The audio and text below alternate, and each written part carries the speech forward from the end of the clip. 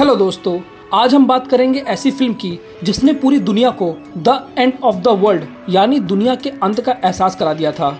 हम बात कर रहे हैं साल 2009 में आई साइंस फिक्शन डिजास्टर फिल्म 2012 की।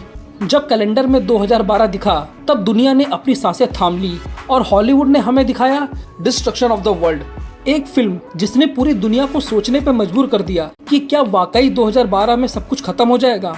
इसे बस एक मूवी समझने की भूल मत करिएगा, क्योंकि ये मूवी ह्यूमैनिटी की सबसे बड़े एग्जाम का एक ट्रेलर था। और इसके साथ ही ये फिल्म हमें याद दिलाती है कि साइंस, इमेजिनेशन और फियर जब मिलते हैं तो डिस्ट्रक्शन भी ब्लॉकबस्टर बन जाता है। और अगर आपको लगता है कि ये मूवी हॉरिबल थी तो जरा सोचिए, अगर ये सब सच होता तो क्या हम बच पाते। तो चलिए जानते हैं इस मूवी से जुड़े कुछ टॉप 10 अमेजिंग फैक्ट्स के बारे में, जिसमें आप जानेंगे कि कैसे बनी दुनिया की सबसे बड़ी डिजास्टर फिल्म रिलीज होने के बाद इस तरह की डिजास्टर के लिए नासा वालों को क्या क्या स्टेटमेंट देने पड़े थे, किस देश ने इस फिल्म को जमकर प्रमोट किया और कैसे सोचा गया कि दुनिया 2012 में ही खत्म हो जाएगी। 2012 इस मूवी को रिलीज किया गया था 2009 में।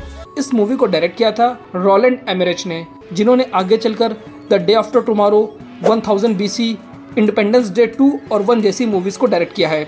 इस मूवी का बजट रखा गया था $290 मिलियन और इसने बॉक्स ऑफिस पर $790 मिलियन का बिजनेस किया था। और ये उस साल की 5वीं सबसे ज्यादा पैसे कमाने वाली फिल्म थी। 2009 में सबसे ज्यादा पैसे कमाने वाली टॉप 4 मूवीज थी Avatar, Harry Potter and the half blood prince, ice age dawn of the dinosaurs और Transformers revenge of the fallen.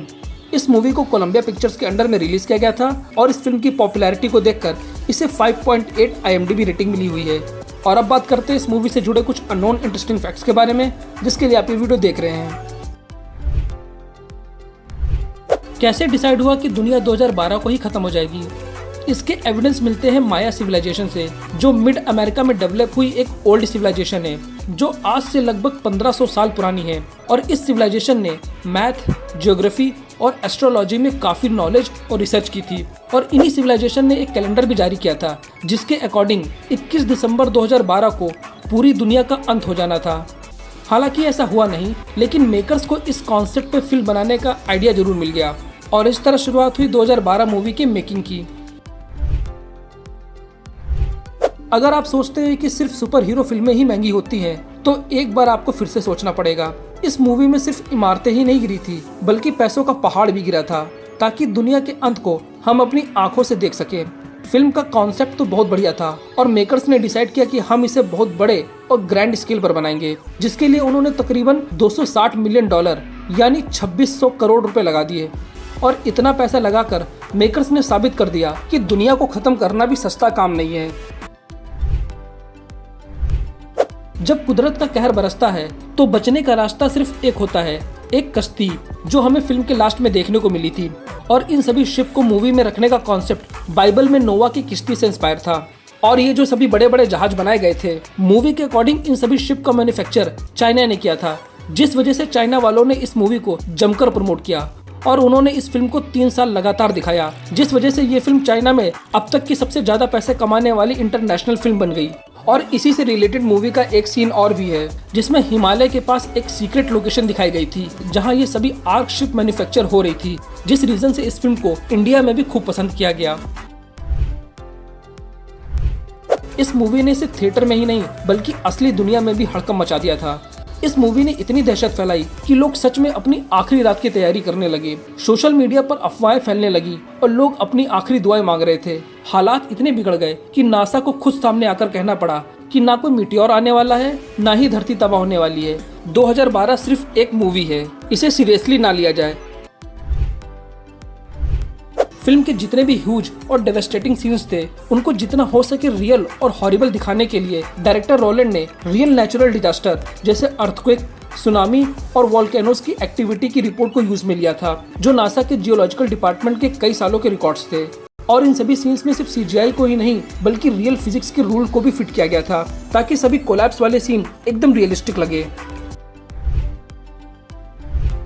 Movie का एक सीन है जहां येलोस्टोन पार्क में एक सुपर वोल्केनो को फटते हुए दिखाया गया है। वो कोई फिक्शनल स्टोरी नहीं है, बल्कि ये जियोलॉजिकल साइंटिस्ट की रिसर्च पर बेस्ड एक वार्निंग है, क्योंकि अमेरिका के येलोस्टोन पार्क के नीचे सच में एक सुपर वोल्केनो सो रहा है। और अगर वो कभी जाग गया तो वो सिर्फ अमेरिका ही नहीं बल्कि पूरी दुनिया का नक्शा बदल देगा। क्या आपने नोटिस किया था कि इस मूवी में सिर्फ अमेरिका ही नहीं बल्कि पूरी दुनिया तबाह होती दिखती है। और यही वजह थी कि डायरेक्टर ने कास्टिंग को लेकर छोटा सा ट्विस्ट किया था।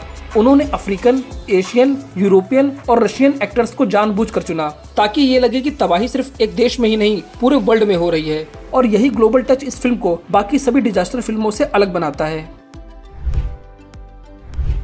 2012 फिल्म का ट्रेलर इतना रियल था कि लोगों को लगा कि ये कोई हॉलीवुड मूवी नहीं बल्कि आने वाले एपोकेलिप्स की असली वार्निंग है।